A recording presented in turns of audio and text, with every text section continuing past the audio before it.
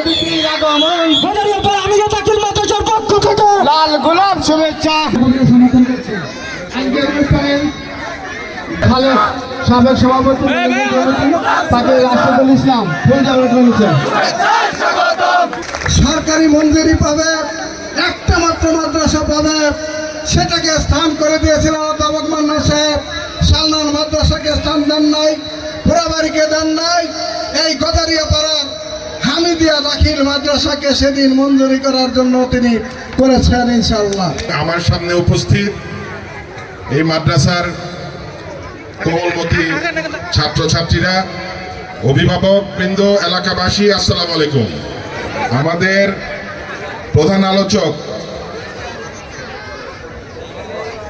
বীর মুক্তিযোদ্ধা,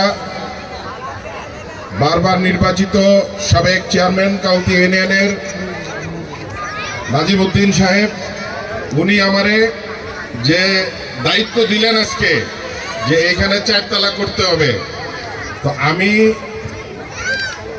এই দায়িত্ব খুশি মনে গ্রহণ করলাম। আমার বাবা, আপনাদের প্রিয় নেতা মরহুম অধ্যাপক এম এ মান্নান সাহেবের যে অসমাপ্ত কাজ আছে সেগুলো আমি করার চেষ্টা করব। আপনারা জানেন যে অধ্যাপক এম এ মান্নান সাহেব গাজীপুরে যে পরিমাণ স্কুল, মাদ্রাসা, কলেজ করেছেন, এই বিগত 17 বছরে নতুন কোনো স্কুল, কলেজ, মাদ্রাসা আমি দেখি নাই। আমরা দেখেছি তারা দিল্লি থেকে সিলেবাস পাইছে, সেই সিলেবাস বাংলাদেশে প্রণয়ন করে বাংলাদেশের শিক্ষা ব্যবস্থাকে ধ্বংসের ষড়যন্ত্র করেছিল। আমাদের সতর্ক থাকতে হবে।